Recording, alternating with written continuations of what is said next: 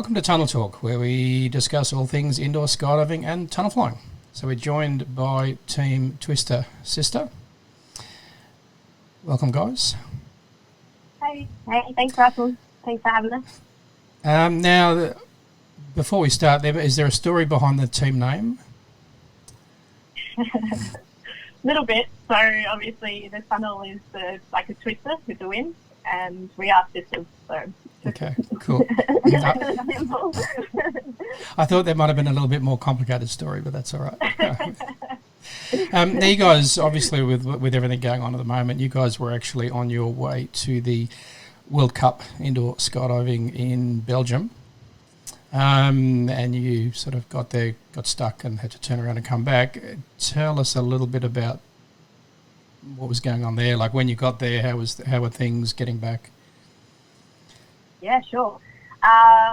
So we left on the Thursday night, and everything as far as we knew with the Swiss Champs and with the World Cup was actually going ahead. So we headed off to Europe, landed in Poland. Within an hour of being in Poland, both Swiss Champs and World Cup were cancelled or postponed. And so we kind of had to figure out what was going on. We actually got quite a few messages from our coach who we were going to fly with in Poland saying it's not worth travelling. So we ended up staying in Warsaw and then found out overnight that Poland was closing the borders. So we had to make the decision either to stay in Europe indefinitely or come home. So luckily we managed to get one of the last flights out because they only gave foreigners 12 hours to leave, and we made our way back home and landed in time for quarantine. And you're now currently halfway through your 2-week lockdown, I guess. Yeah, that's correct. And people have been throwing cans of food over the fence. Yeah, it's a little bit like that. If you can get them in the shop. Yeah, and look, obviously a bit of a pity. You guys have been training hard and preparing for the World Cup, but that's now been put off to October, is it? Yes, that's correct. Yeah, so I guess more time to prepare once we get past all this short-term pain that's going on at the moment. So just going through, I mean, you guys are actually pretty inspiring. If people are watching this wondering about tunnel flying, neither of you have any skydiving backgrounds? Not ourselves personally. Yep. So we've only done a tandem skydive since we've been doing tunnel. But our mum was a skydiver back in the day. Yep. And that's the reason we got into tunnel. Yeah, and I guess, I mean, obviously tunnel flyers watching, but for people who are just wondering about tunnel flying, I mean, it isn't just for skydivers. It's open to anyone as a fun sport and activity. And I think we'll go through your timeline, but I mean, it's sort of a little bit inspiring the amazing progress you guys have made and the effort you put in training. We'll go through it a little bit. So September 2017 was the first time you went flying at the Perth Tunnel, was it? That's correct, yep. And it was actually for Mum's 60th birthday. She won't like us saying that, but it was her birthday present. She wanted to see if she could still fly and still have the capability, because the eventual goal was for us to all skydive as a family, but we haven't left the tunnel yet. Yeah. And just, the first learning to back carve early 2018, February, first time set flying together. March 2018, a big moment, new suits, first time you got suits. That makes a big difference when you take off those student suits and start flying a proper suit. That's correct, yeah. Our first ever Huck family went in student suits still with the goggles, and looking back on it now, it's a little bit cringeworthy, but it was one of the best events that we've done for sure. Yeah. And fairly early on, so April 2018, you went over to the Poland Tunnel for coaching with Tane. How was that first trip to an overseas tunnel and a coaching camp? It was amazing. It was really good for our progression because we actually got to spend dedicated time. So you're living, breathing, eating, doing everything at the tunnel. So you're watching, you're just totally immersed. So our progression in just those 2 weeks was like phenomenal. And it was just so cool to see the level of indoor skydiving over in Europe. It was phenomenal. And we had such a fun time. Like, it was a great trip just for us and a holiday. And for our flying, it was one of those big things that we've done for our progression. I think it really kicked off our love for the sport for sure. Just to be immersed in it so much and be a part of that community. From there, I think our addiction just has grown for sure. Yeah, and I think the interesting thing, obviously, we've only had tunnels in Australia. I think it's we might even be into our 6th year, but 5 years, coming into 6 years. So I guess, although we are seeing a lot of growth and activity in the sport in the last 2 or 3 years, but relatively speaking, when you go overseas to Europe and look at all the flying that goes on there, it's a completely different ball game. Different flying styles. Different flying styles. Watching everything that goes on. Yeah, definitely. I think the level is just it's a different ballpark for sure. But I think Australia is growing, and that's certainly our goal, is to kind of help the level of the flying here, and hopefully at some point we can reach the standard that Europe has. Absolutely, and I think that's one of the great things. And the sport has been, the sport and the talent, the instructors, the coaches, have been growing rapidly in Australia. And I think that's one of the great things, like teams like you guys, the exponential learning curve, and then you're inspiring other flyers to say, well, that's what I want to be able to do. Yeah, that's definitely the goal. And I think so, August 2018, your first competition, intermediate freestyles, placing second. Yeah, that's pretty. Second and third. Okay, sorry. Yep, solo freestyle. And intermediate VFS first. And how is being able to be in a formation skydiving team with your mum? That's probably still like one of our favourite things to do, competition-wise, is being able to share it as a family. And yep, absolutely. We still have a lot of fun doing FS. We don't do it often, and we generally tend to we'll just do a team with mum, and the moment we got our sausage suits, and it opened up a new ball game, and we actually have a lot of love for it and still enjoy it quite a lot. But I think that's the best thing, is being able to really share that with our whole family. And I think that's the big reason why we fly in general, is the fact that we get to fly together, we get to fly with mum, get to fly with our grandma, which is, the best part. Yeah, and I think the same for me. Obviously, my daughter Elise is a tunnel instructor. Every time I get to fly with her, it's awesome. Being able to fly with other family members. I think that's what makes it so special as a sport. We come from a really big sport background, and this is one of the only ones that you can really do no matter what age, and share that with everybody within the family. Absolutely, and I think that's, again, for people who might drop in and watch any part of this who don't know much about tunnels or are thinking about it, young, old, kids, families, mums, dad, like everyone can join in together and fly and enjoy the sport. Definitely. And seeing how much joy it sparks in people, because you don't have that verbal communication with each other. Yep. You just see the pure joy and sparkle in people's eyes, and I think that's the really special thing, when you really see that from your family and see what it can light up, and seeing the joy that it has in people's eyes in the tunnel is amazing. And I think and to not be, sorry to cut you off, but just to do it at any level. So whether you're a first timer or you're going through a dynamic like we are now, I think the joy that is involved, regardless of the level, is quite special. I think a lot of sports, generally, you have to get to a certain point that you can enjoy your skills, but with this, it's the whole way through. Absolutely. And talking about dynamic, so again, you started flying September 2017, but around the end of August, you set a goal to fly intermediate dynamic.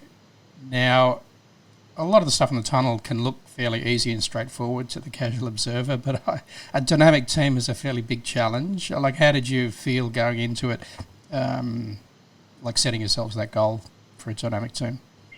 I think that's been probably a token of our entire flying journey, is we set these big, audacious, maybe seemingly unattainable at the time we set them, but these goals are kind of what really helps propel our progression, is we're like, we don't know how to fly it, we don't know if we can do it, but we're going to set the goal anyway, and we're going to work towards it and enlist the help from our coaches. And after the first nationals, we saw the people that were doing the dynamic dive fall, and we were like, man, we really want to do that. Those people are so cool.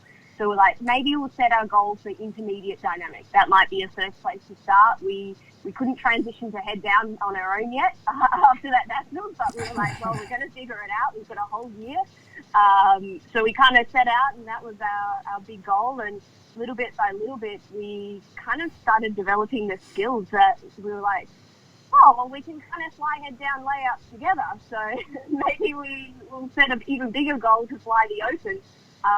So that 1 year progression from 2018 to 2019 was like probably our biggest year of progression, going from barely being able to do static all orientations to flying full lines and eventually doing the open. But at the time we were like, yeah, it just looked cool, so we wanted to try it, and we wanted to fly like the big kids, basically. Yep. And we set the goal and definitely worked towards it, and I think safe to say we achieved a lot of it. And I think the tunnel, I don't know about your experience, but I mean the tunnel, you can sometimes, some of the skills can be a little bit challenging, but you go and focus on something else, come back and go, hey, I can do that now. Everything sort of starts to fall in place and the skills start to cross over.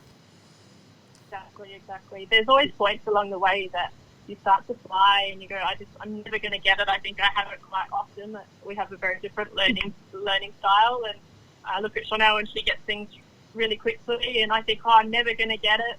And then all of a sudden you're flying it, and sometimes you have to take a step back and really recognise how far you've come and the progression that you have made. Yep. And then towards the end of 18, you were flying with Team Airwax, or did you do a camp with them? Or we did a mini camp with Airwax when they came to Perth. Yeah. Yep. And then shortly after that, first time flying VFS Eagles together. Yes, that was good fun. That was an exciting time, being able to like fly through each other's servals through like that vertical orientation. It was scary and exciting. Fear, less joy in the eyes, more fear, but definitely an exciting one. Yep. Now I'm reading January 2019, started flying a dynamic dive together, in brackets, very unsuccessfully. Yeah. We were trying to almost self-learn the dive pool with like very basic instructions from some of the other instructors. They're like, yeah, so you do a snake this way and you go this way, and we're following YouTube videos, and we couldn't get it. We couldn't figure out where we were going. We were pit flying the whole thing, just trying to like figure out where to go. Some of us would like, we do a layout, but maybe one of us would not quite get the layout, so then it was quite touch and go as to whether we got it. Yeah, there's nothing like there's nothing like the old do-it-yourself YouTube tutorials. Basically. There's a big difference between seeing a video of someone flying dynamic and actually being head down and knowing the points is tough. Yep. The now an injury. Now I should point out, indoor skydiving, tunnel flying, fun, safe activity. But I mean, as with any sport, I think any athlete, any team, once you start becoming competitive, training hard, pushing it, it's no different to any other sport. So broken hand, January 2019. Yeah, that was me. I don't know if you can see in the video the big giant scar on my hand. Actually wasn't from indoor skydiving. Okay. I'm just a clumsy human being. And broke it really, really well. Doing just some training. We do some martial arts, and we were just doing some very light training, and fell on it basically and broke it really well. So there's a plate and 3 pins in there. So yeah, we had a big camp coming up, and that obviously put a spanner in the works for the camp, but managed to still do a whole lot of low speed. Yeah, I do see almost some gentle flying.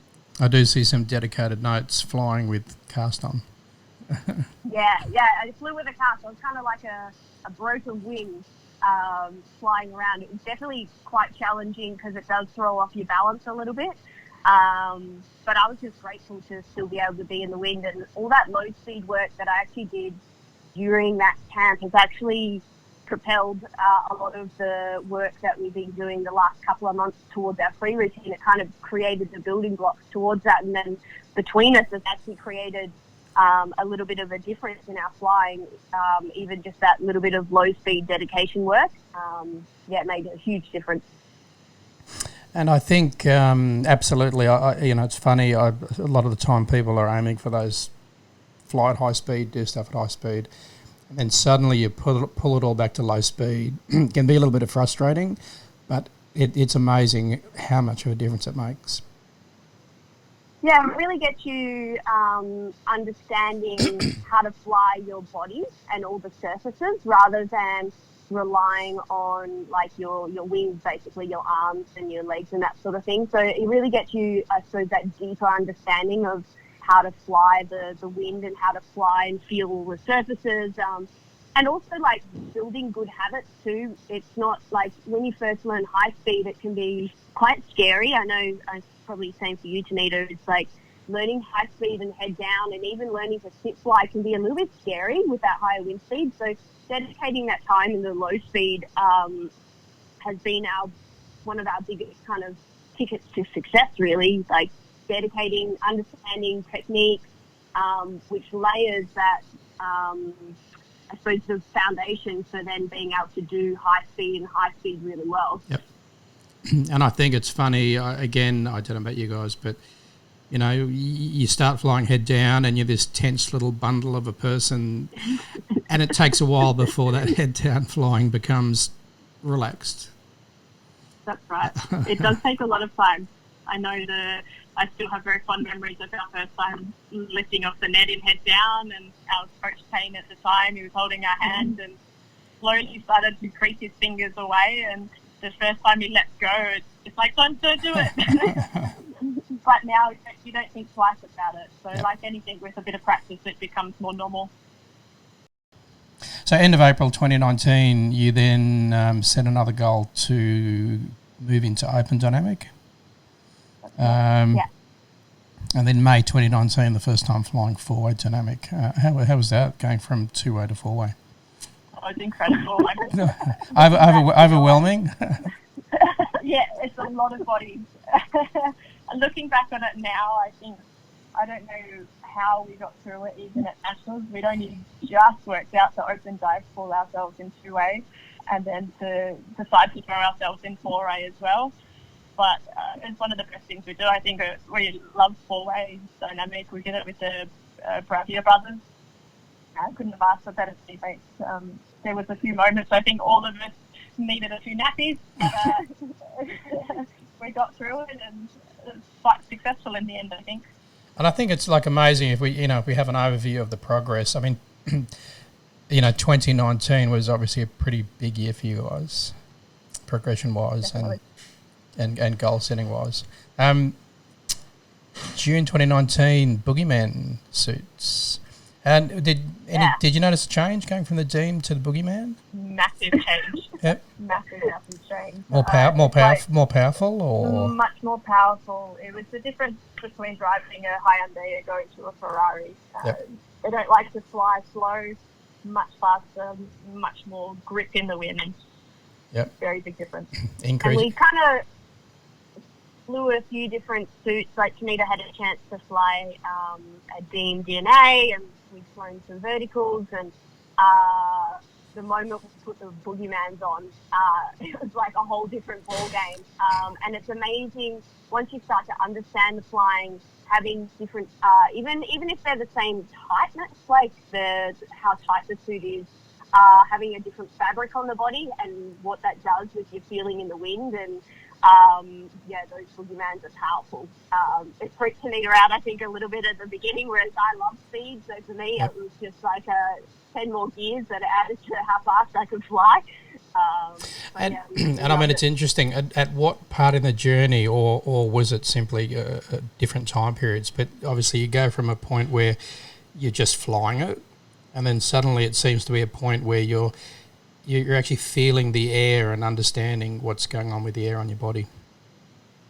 Really, I think when you're learning, obviously you're so focused on just the orientation or the position, and as it becomes more comfortable, you then start to develop the feel a lot more. And I think that's where the never-ending journey is going to be now for us. Like, we can fly all the orientations. Obviously, you can never-ending process of refining. But yeah, it's going to be a lot of fun developing more and more understanding in the winds and the different fields.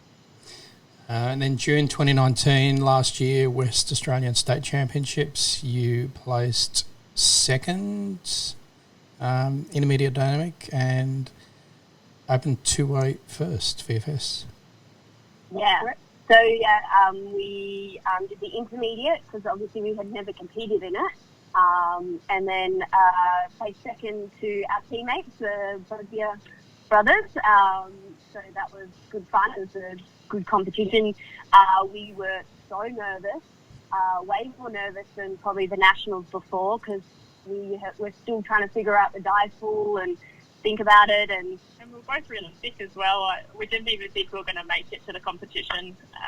Both had temperatures and fever, and every time I went head down, I was really, really dizzy. So I think just getting there on the day was the best, and it didn't matter what happened after that. Now, July 19, Shonelle back flares for the first time. Now, correct me if I'm back flares. Is that that's the carving and you're just flaring out, and it actually looks so simple, and it's hard. Yeah, it's back flares, back out. They're called different things, depending on which country and who you're speaking to. But I think they're probably one of the most complex things you can do, but also something that requires you to not do too much. Like, you can't, it's really more of like a balancing and learning how to use wind and go as well. Letting go and keeping, but you also got to keep the right body position and keep the head back. So super complex motion, but so fun once you start to feel it. Like, I don't know, for everyone it's different, but for me, I'm very much a sensation and feeling-based flyer. So for me, it's like, once I start to feel it is when I start to understand it and get the progression of it. Now, August 19, first time tunnel topped out 100%. What were you doing at 100%? Dynamic. Oh, you were flying dynamic 100%. Yeah. Awesome. Yeah. We thought just to give it a crack, basically. The power of Perth is pretty good. Like, it's not as powerful as the Sydney tunnel, but it's still pretty damn good. But we thought we'd just give it a crack, basically, and see what happens. Every time I see people do that, they sort of come out of the tunnel and go, like... There's a bit of extra sweat that happens at 100%. We made it. Yeah, basically. So end of August 2019, so the most recent Australian Open National Indoor Skydiving Championships, you guys had a full plate, competing in Open two-way dynamic, Open four-way dynamic, placing second overall and first Australian. And you also competed in the Open two-way VFS, placing first. And your favourite event, formation skydiving with your mum, and placed fourth. So that must have been a really big comp for you guys. It was massive. Sometimes I wonder how we get through it, actually, but surprisingly we got through it. I think the hardest part for us was the first day, I think, with the VFS. We had quite a few reruns that we needed to do, so we had FS in that day and a VFS plus some reruns as well, so it was quite an exhausting day. And then to back it up, the next one with two lots of dynamic, it was pretty full on. We slept well. And that brings us up to current time. So obviously, I mean that's an inspiring journey. I mean, the progress you've made, what you're flying. I mean, because often people will team up with a more experienced partner, so you'll get a more novice flyer. But I mean, you guys have gone through the whole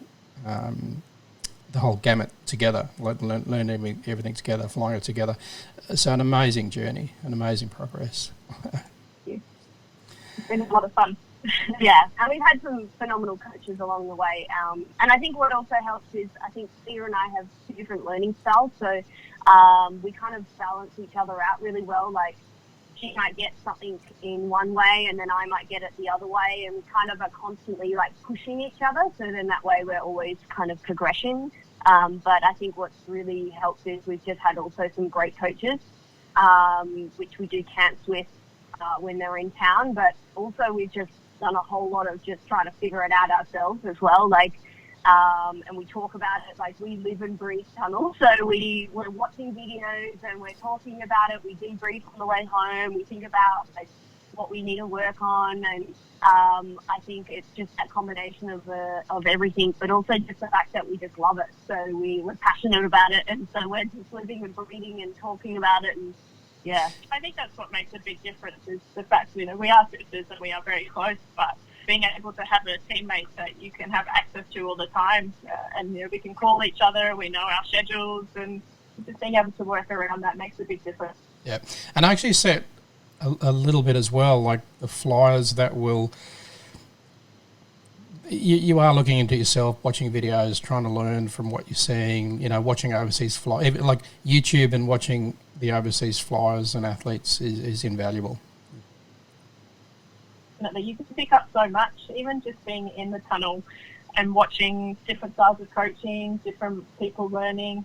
Everyone, as Shonelle mentioned, we all have a different way of progressing, and just being able to pick up those little tools along the way can make a big difference to your own flying, regardless of the level that you're at.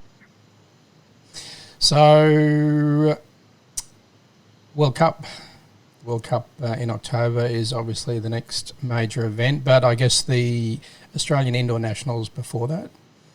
And I guess that will probably lead it in quite well for you guys, because you'll be, when we see what happens coming out of all this chaos going on at the moment, but I guess everything going well, you'll be training for the Australian Nationals, and then that'll lead you into the World Cup, I guess. Yeah, correct. Yeah, we're definitely missing the fact that the tunnels are closed, but once everything opens and becomes back to normal, we'll be training hard for the Nationals, and then which will definitely get us comp ready and comp sharp for October. Definitely gives us more time to iron out the kinks for our free routine as well. That definitely, I think that was our biggest journey from, I suppose, last Nationals to now, is we really had to upskill our free flying in order to build a routine that would be respectable and be able to have the skills for that. So obviously we could fly the open speed round dive pool, but we definitely needed a lot of work for our free flying. So that was our big work for the last, I suppose, 4 or 5 months. And then for now, it'll be, ironing out more, get our free routine up to scratch, and then, once the tunnel's open, do a whole lot of speed rounds and get fast. And I guess, but the other interesting factor is too, the sport evolves really quickly. So the flying styles at one comp, all of a sudden you can turn up at the next comp and you go, what's going on? There's, especially internationally, all these new flying styles and techniques start to creep in. That's right. It's ever evolving, and that's, I think, what makes it really exciting. So, definitely. I think the evolution of the sport, and the fact that each one of us all have an impact on the evolution of the sport too, because it is still so new, like new in Australia, but new worldwide, and there's always ways to become more efficient, and there's deeper understandings and how the body works and how the winds work and that sort of thing. I think it's an exciting time to be a part of the sport. Absolutely. But your training, normal training regime, like, do you guys normally train together? Do you actually train and fly separately at times? Yeah, so a lot of our flying we do together. Really just in terms of speed rounds, obviously we go together. But the majority of our time, or in our progression, has been individual. Yep. We are in the staging area together, but we're rotating. So we're working on our skills that each of us needs. Just think, if you went to the 32-footer, you could sort of share half a tunnel each and do your individual. Amazing. Amazing. All right, well, thanks for the catch-up, guys. We'll put some links to your social sites so people can check some stuff out. We'll put up some videos of some of this flying we've been discussing, and good luck with the Nationals and the World Cup coming up. Brilliant. Thank you so much. Thanks, Russ. I really appreciate it. All right. Thanks for the catch up. Take care. Thank you.